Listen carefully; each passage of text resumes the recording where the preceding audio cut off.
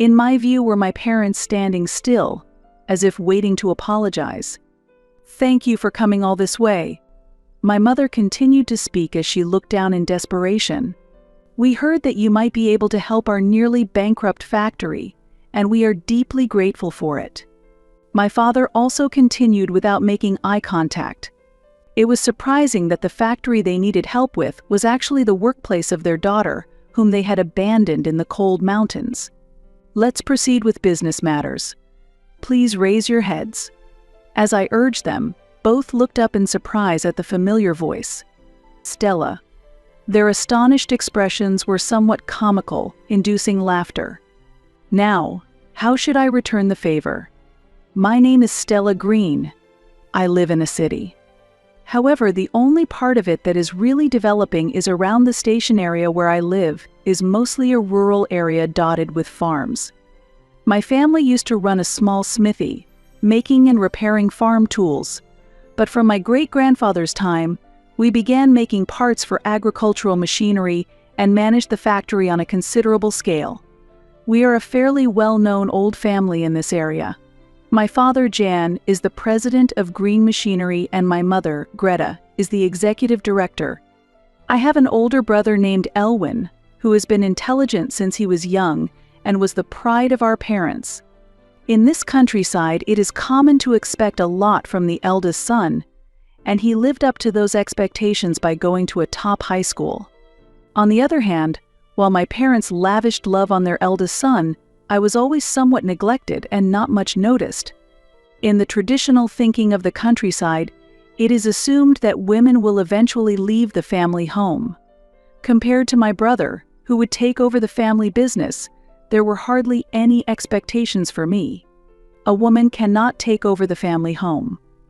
"Once you graduate high school, that's the end of it," my father coldly declared. I was a middle school student at the time, understanding my role and deciding to focus on my studies. However, it was difficult for a middle schooler to set such a goal. I had no choice but to move forward. Driven by this single-mindedness, my brother and I were so different that it was hard to believe we were siblings. In school, he was among the elite, acting like a captain steering a large ship. I preferred physical activity over studying, freely running through the countryside like a deer or a goat. If there was one thing I excelled at over my brother, it was my athletic ability. But fate was harsh. Not blessed with talents like my brother's, I studied hard, but my grades struggled to improve. Seeing this, my parents mocked me, saying, "No good. You're not like Elwin. Don't you understand your own shortcomings?" Their words pierced my heart, and I glared at them, feeling indignant. Even though there was some truth in what my parents said, it only fueled my frustration. Then one day, the results of the school's midterm exams came back. Despite my considerable efforts in studying, the grades were disappointingly poor, and I couldn't hide my shock. I didn't want to show these grades to anyone, but my parents insisted that I reveal them. When they saw my report card, they laughed at me. "We should have expected this all along. There's no value in investing in you anymore." It's true. It's hard to believe you share the same DNA as Elwin. Something must be wrong. As I sat formally in front of my parents getting scolded, I prayed internally for this moment to end soon. Then, my brother came to my aid and helped me with my studies. He was not good at expressing his feelings to our parents, but he was always a solid presence for me. It might be partly my fault that our parents are so strict, but I'm always here for you. Moved by his warm encouragement, I couldn't hold back my tears. With his support, I was confident I could overcome any challenge. As I advanced to the second year of middle school, my brother passed the entrance exam for a prestigious university in the metropolitan area and left home. His old room became empty, leaving me with only harsh comparisons. My brother naturally excelled, displaying his talents effortlessly. While living in his shadow, I was searching for my own path. I found joy in running more than studying and participated in the track team at school. I always loved to run and decided to pursue a career as a long-distance runner. Aiming for this goal, I hoped to receive a recommendation from a prestigious school known for its relay races. While my brother excelled academically, he was not good at sports. In this respect, I felt that I had surpassed him. Yet, despite this, my parents were more interested in his test scores than the speed at which I could run. My efforts were overlooked, and only my brother, who always improved his grades, received all the love from our parents. As my brother approached an important milestone at 18, my parents planned a lavish celebration for him. As his birthday neared, my mother declared, "Give him an expensive watch.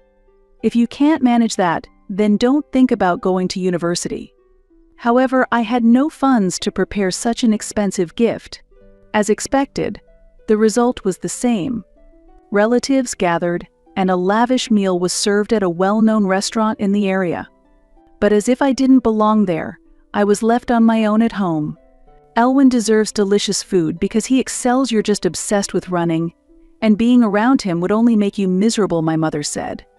Her words deeply wounded me. After sending off my parents and brother, I ate instant noodles alone at home. Pouring hot water into the bowl, the rising steam made my loneliness feel even more intense. My tears wouldn't stop as sadness and frustration mixed together. During those days, my brother, who was visiting home during summer break, introduced me to the possibilities of the internet. After graduating, he had started working at a top company. Carrying the responsibilities of an adult, he seemed to have matured rapidly. "Here, this is an old model, but it's fast enough for surfing the web. Try using it, it might even help with your studies." Smiling, he handed me the laptop. "And try using this as well. I want you to study it." The book he handed me was a beginner's guide to programming. This sequence of events marked my first step into the world of IT. Although I initially had a weak spot for mathematical sciences, I found creating my own programs surprisingly enjoyable and frequently used the laptop. The moment when my homemade programs functioned brought a profound sense of satisfaction. Gradually, though still vague, I began to see something I wanted to pursue. It wasn't yet concrete, but I felt its outline becoming clearer. However, one day, that dream was abruptly dismissed by my father. "Hey, are you playing on the computer again instead of studying?" "I'm programming." "I'm not playing." "Don't lie." "You must be gaming on that computer." Angered by his accusation, I retorted somewhat provocatively. "People with old-fashioned thoughts like you wouldn't understand how to utilize computers." That comment only fueled my father's anger more. "What are you talking about? Don't say such things, Stella." Suddenly, he snatched the laptop and threw it out the window. "Why would you do such a thing? Hanf, you're still in high school and always just playing games. Now that the computer is broken, maybe you'll study seriously." I watched my father's smug laugh as I headed outside towards where the laptop had landed. The computer had smashed against the ground, its screen shattered and the case cracked. It wouldn't turn on anymore, rendered completely useless. Just as programming was starting to captivate me and a hopeful future seemed visible, I gathered the broken pieces of the laptop, engulfed in deep sadness. The precious laptop gifted by my brother was tragically destroyed. Without the money for repairs, it seemed like my newfound dream might disappear too. Standing before the remnants of my broken laptop, I was overwhelmed with despair. The precious gift from my brother had turned into mere junk. Unable to afford the repair costs, I had no room to search for new hope. However, on my way to school weighed down with heavy feelings, a friend made an unexpected suggestion that offered a glimmer of hope. "Why don't you use the school's desktop computers?" The teacher agreed, and the school's computer room became my new sanctuary after class. There, a reliable desktop computer awaited me. It was an immovable foundation of stability for me. As I spent more and more time with the school computers on weekends, a teacher who noticed my enthusiasm offered additional support. I became absorbed in programming. Throughout high school, I gradually refined this skill.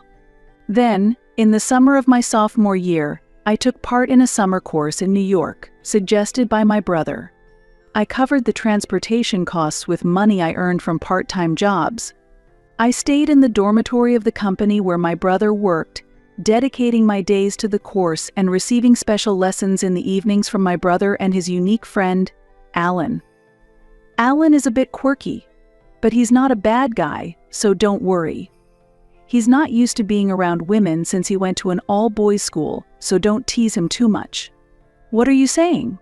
I've had my share of interactions with women, you know? Oh, really? When was that? When we did the folk dance in elementary school.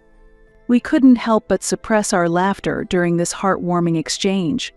Alan's innocence added a special color to our summer.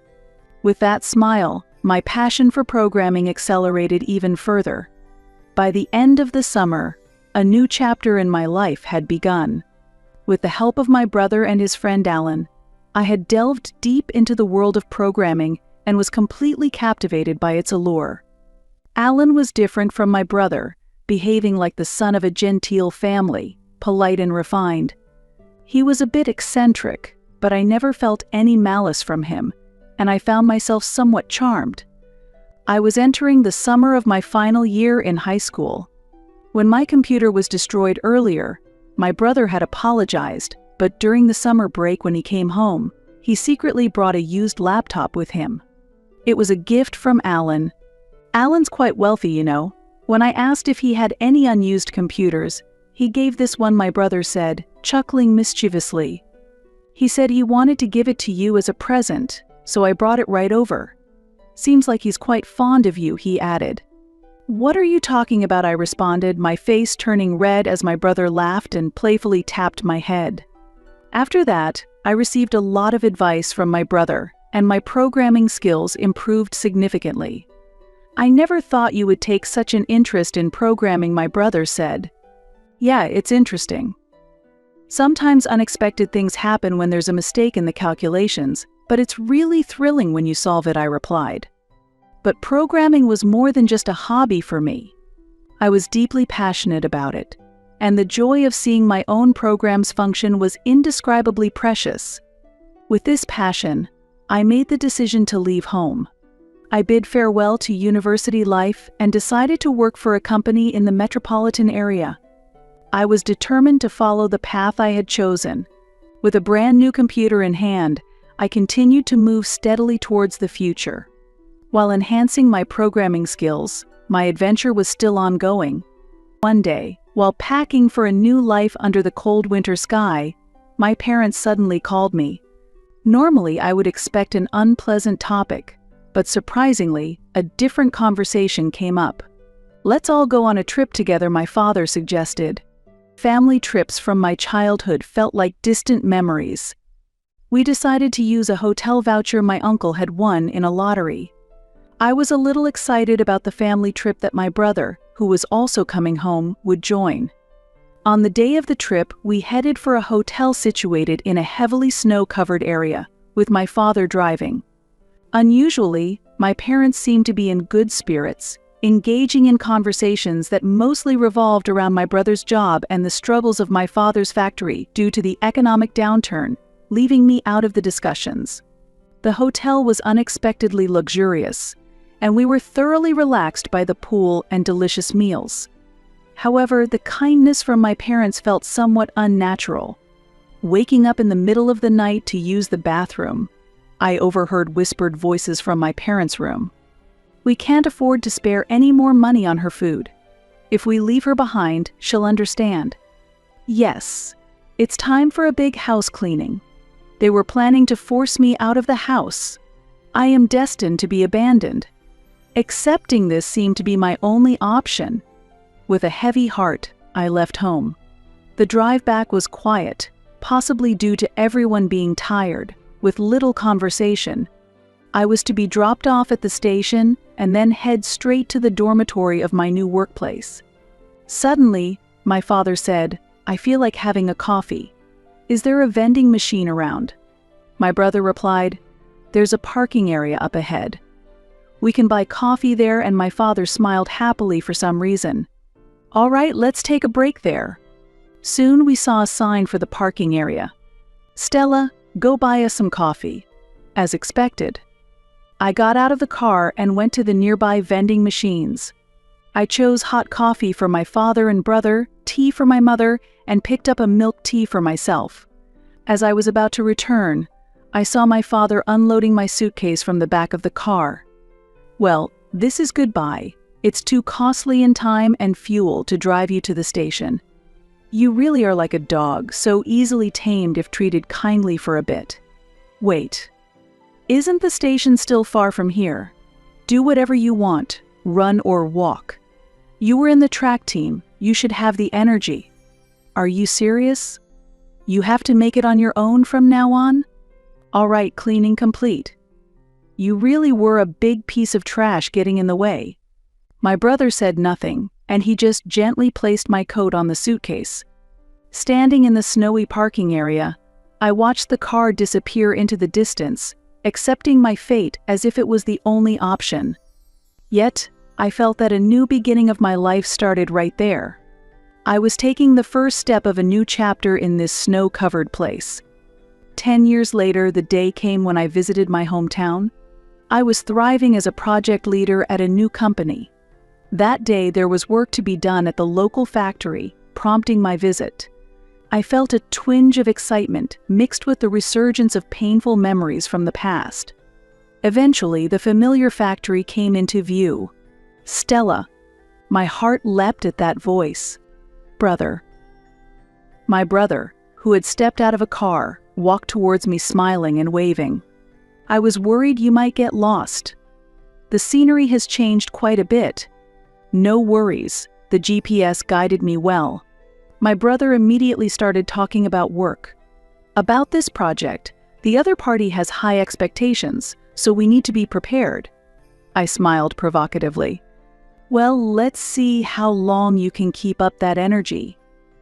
Don't underestimate me, I've been toughened up by the city. You've really become strong." My brother was impressed as he said that. "It's all because I've been pushing myself hard. I naturally become stronger. Our reunion was indeed orchestrated by this job." My brother had utilized his experience in a large corporation to launch a startup, applying his expertise in mechanical engineering to develop innovative products. His products were attracting attention in the market as a turning point for a struggling company. Suddenly, our hometown factory faced a financial crisis. That's why my brother reached out to me, proposing a new project. "Let's get going." I gathered my spirits and headed to the factory with my brother, my face prone to smiling. Opening the factory doors, a chill air mixed with memories from the past greeted us. It was like the scent of a distant past silently awakening. Yes, this place was my childhood home. And then, as if the curtain of a play was lifting, a defining moment arrived. In my view were my parents standing still, as if waiting to apologize. "Thank you for coming all this way." My mother continued to speak as she looked down in desperation. "We heard that you might be able to help our nearly bankrupt factory, and we are deeply grateful." My father also continued without making eye contact. "Please, you don't have to be so formal." My brother encouraged them gently yet firmly. "No, we must demonstrate our sincerity to you, our precious guests from Allen Industries, who have come all the way from New York." As the two continued their apologies, I took the opportunity to steer the conversation. "Let's proceed with business matters." At that moment, their bodies trembled slightly and froze. "Ah. That voice, it sounds familiar," they muttered as they slowly raised their heads and made eye contact. "Yes, I remember that voice too." "You are." "No, it can't be." "Wow, Stella. It is Stella, isn't it?" Seeing their astonished expressions, I couldn't help but laugh. "Hey, finally realized, have you?" "Yes, it's me, Stella, the one you left in the snowy mountains. How come you are here?" "We were told someone from Allen Industries would be coming. Actually, I am serving as a project leader at Allen Industries." Allen's father is the president. After being left behind, Allen, a friend of Elwin, reached out to help me.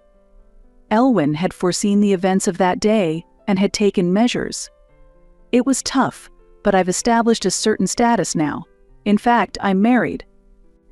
And my spouse is a department head at Allen Industries.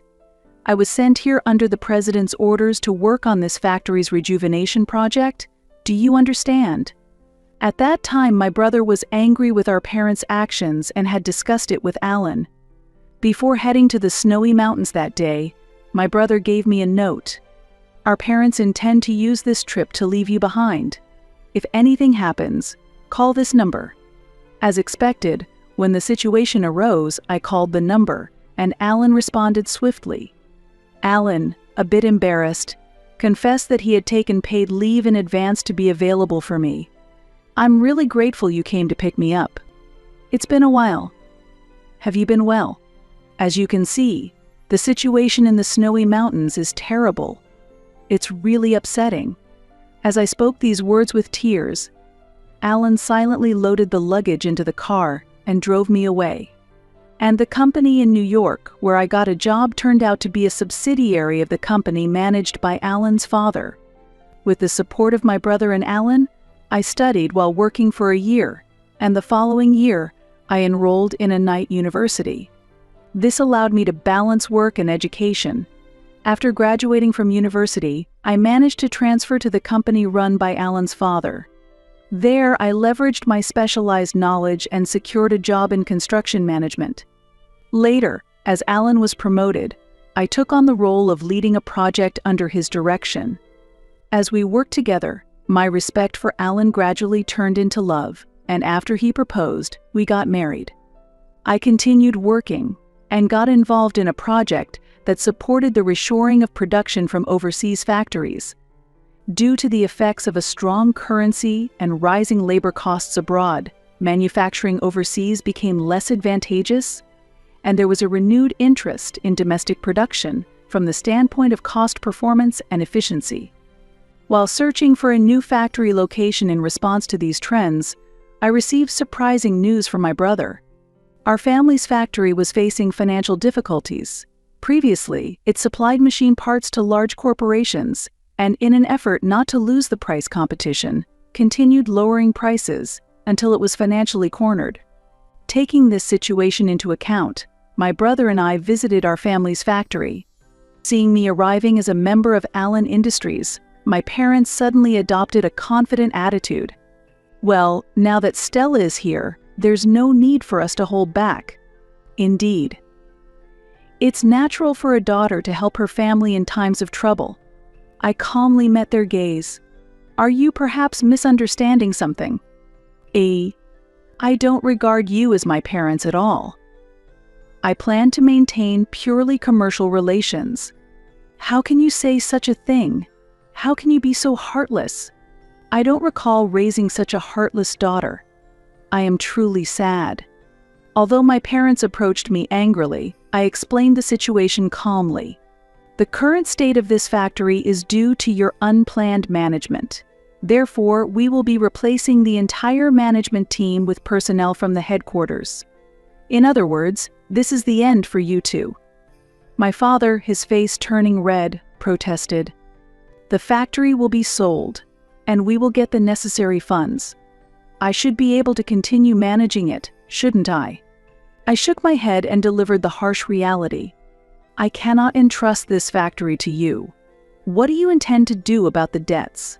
This rescue operation is possible thanks to the efforts of Elwyn. What will happen to our lives from now on? That is your life's challenge. Good luck. We'll discuss the details later. As my brother and I walked away, our parents slumped down powerlessly. Well, that finally settles it. It's not really the end, you know? It's actually just the beginning, since this place is going to become a domestic production hub. Hey, with the production management system you developed and my new machine tools, we have a high chance of becoming the best in the whole country, right? What? No. Huh.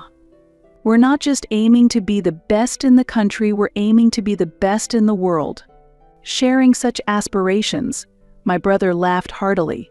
As expected, our parents sold the factory, and the amount was not enough to settle their debts. I heard they are now working in a frigid location. They have begged us for money many times. but we have completely ignored them. However, I couldn't do nothing, so I decided to send them the disposable hand warmers I collected during my college days. It was an ironic act of giving back, considering they had left me out in the cold. Meanwhile, the purchased factory has been infused with new life and is shining after renovations. The new factory has centralized the processes from manufacturing to inventory management and shipping, providing new employment opportunities to the local community and receiving significant appreciation. Together with my husband, I'm driving new projects to expand our division. In the future, we plan to focus on supporting American companies in their overseas market expansions and business partnerships. We lead busy lives, but a few times a year, we enjoy a rest at that distant hotel. Every year when it starts to snow, I remember that particular parking area and feel a stir in my heart. This year again, I find myself visiting that place. What are you thinking about? Reflecting on the past again, my husband asked gently. Yes, this place holds unforgettable memories that linger in my heart, I responded. Me too. It all started here, he said with a smile. I remember that day. Despite it being the middle of winter, your face was beet red, like a boiled octopus, I said, trying to hold back my laughter. Haha, you too. Your face was so red you looked like a child, he retorted. We looked at each other and burst into laughter together. Thank you, I love you. No, thank you. Life is like a book composed of many stories. Episodes between a couple like this form a chapter of that story, and it's quite captivating.